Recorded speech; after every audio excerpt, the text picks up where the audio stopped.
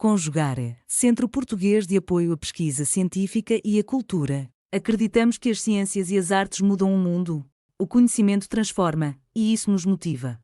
15ª Jornada Virtual Internacional em Pesquisa Científica, com o tema Educação, Inclusão e Direitos Humanos.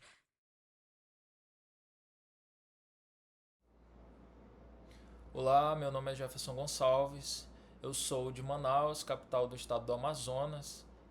Eu sou aluno do programa de pós-graduação em Segurança Pública, Cidadania e Direitos Humanos da Universidade do Estado do Amazonas. Bom, o nosso tema ele fala sobre a invisibilidade de violências contra a comunidade LGBTQIAPN+, em Manaus e a precarização do acesso a políticas de segurança pública.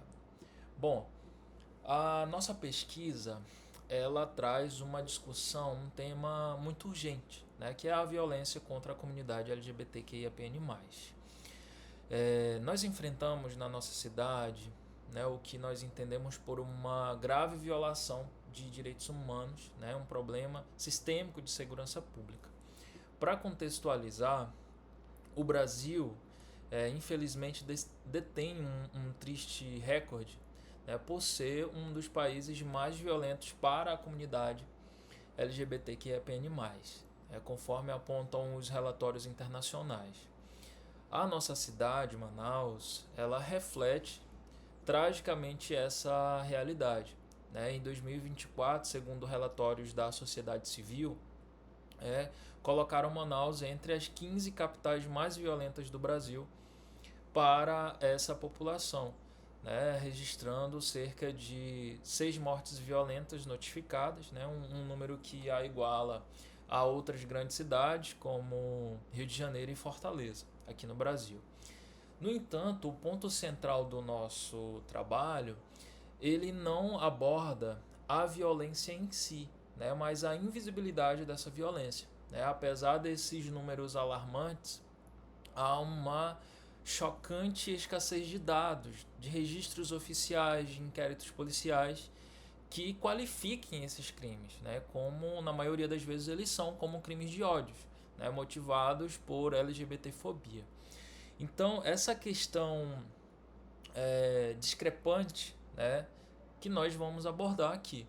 E a tese que apresentamos é de que essa invisibilidade materializada na subnotificação, ela não é uma falha passiva, ela é em si uma forma de violência que precariza milhares de vidas em Manaus, e no Brasil como um todo. Aqui nós nos deparamos com um paradoxo, profundo. Em 2019, o Supremo Tribunal Federal, a mais alta corte do nosso país, ela tomou uma decisão histórica que foi a criminalização da LGBTfobia, equiparando-a para fins penais ao crime de racismo.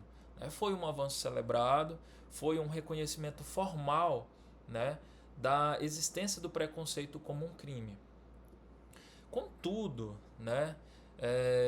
como um país com uma jurisprudência aparentemente um tanto progressista, já que a Suprema Corte reconheceu essa omissão legislativa, nos perguntamos, como o Brasil, continua ainda sendo palco de tanta violência. E a resposta que nós apresentamos é que talvez esteja na distância abissal entre o ordenamento jurídico e a sua efetivação. Em Manaus e em grande parte do país, essa criminalização ela ainda permanece em grande medida como letra morta. Isso acontece porque faltam ferramentas básicas, uma legislação mais clara, uma lei que se torne de fato efetiva. Não existem protocolos claros, e obrigatórios nas delegacias para a correta identificação de registros de crimes de LGBTfobia. Os agentes de segurança, por vezes, não recebem a capacitação necessária para reconhecer os marcadores de um crime de ódio, e o resultado é essa impunidade, né, prevalece essa barreira, né, o acesso à justiça, e aí nós vemos quadros de violência sistêmica, obstruindo, né, a população LGBTQIAPN+. Bom, para compreender por que essa invisibilidade ela acontece, nós precisamos ir além da burocracia e analisar as estruturas de poder que determinam quais vidas importam, quais vidas são valorizadas na nossa sociedade. E aqui, né, o trabalho de teóricos ele é fundamental. A filósofa Judith Butler, com o seu conceito de vidas precárias, ela nos oferece uma lente poderosa, né, para entender esse fenômeno. Né? Butler argumenta que, embora toda vida seja vulnerável, nem toda vida ela é reconhecida como digna de proteção e de luto. Né? Existem enquadramentos sociais que definem quais vidas importam. Quando o Estado falha em registrar, em investigar, em punir um crime motivado, né, por ódio contra uma pessoa LGBTQIAPN+, ele está na prática comunicando que aquela vida ela não é digna de ser contada, que ela não é passível de luto. O apagamento estatístico é a ratificação dessa mensagem. Então, essa ideia ela se conecta diretamente com o conceito de necropolítica do filósofo Achille Mbembe, né? Nos mostrando que o poder soberano hoje não se manifesta apenas em fazer viver, mas também em deixar morrer.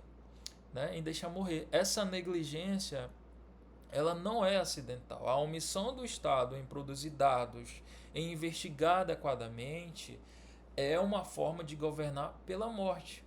Uma política que expõe certas populações a um risco contínuo de violência e abandono.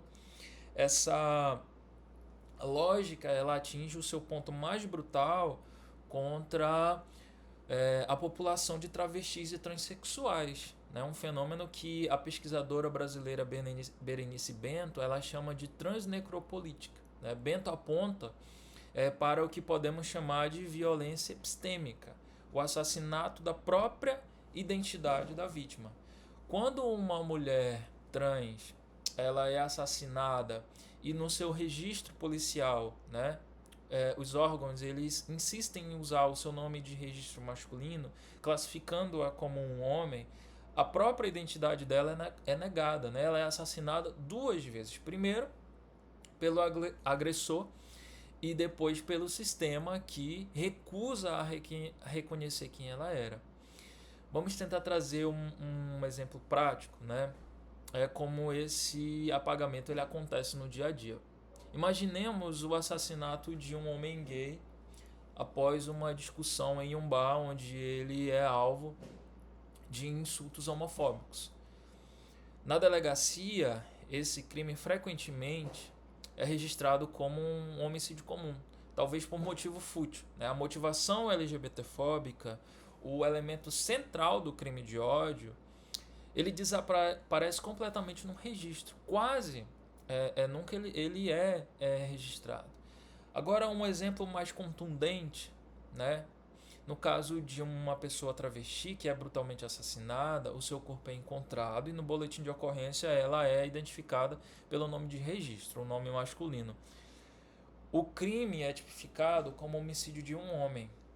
Com essa simples referência, a identidade de gênero da vítima ela é apagada. E a motivação transfóbica do crime se torna invisível para as estatísticas e para o sistema de justiça. É por isso que o trabalho de organizações da sociedade civil, como o Grupo Gay da Bahia, a Associação Nacional de Travestis e Transsexuais, a ANTRA, ela é tão vital. Né? São elas que, por meio de um monitoramento independente, eles preenchem essa lacuna deixada pelo Estado, né? Provando que a violência há essa violência, mesmo que os dados oficiais elas digam o contrário.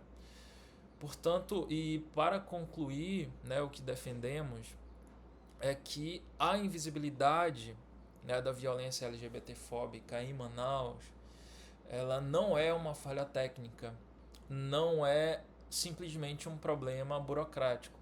ela, por vezes, ela pode ser caracterizada como um projeto político que reforça a heterossexualidade como norma e, ao fazer isso, precariza ativamente a vida de cidadãos e cidadãs. Portanto, a ausência de dados confiáveis, ela tem uma consequência devastadora, né? Ela impede a formulação de políticas públicas de segurança que sejam de fato eficazes, né? Afinal, não se pode enfrentar um problema que oficialmente não existe. Sem um diagnóstico preciso, não há tratamento possível, né? Eu encerro a nossa participação reforçando que a luta pela produção de dados qualificados não é uma questão meramente acadêmica ou estatística, né? É uma luta por cidadania, uma luta por reconhecimento da dignidade, pelo direito fundamental à vida e à segurança. Em um contexto de tanto apagamento, dar visibilidade, acredito que seja o primeiro passo mais indispensável para o enfrentamento. É preciso ver para proteger. Então, essa é a nossa reflexão e esse é o nosso trabalho, né? Muito obrigado pela atenção de todos. Realização: Conjugare, Centro Português de Apoio à Pesquisa Científica e à Cultura. Apoio: Editora Cravo. Inscreva-se no canal, comente, curta e compartilhe. Obrigado por assistir.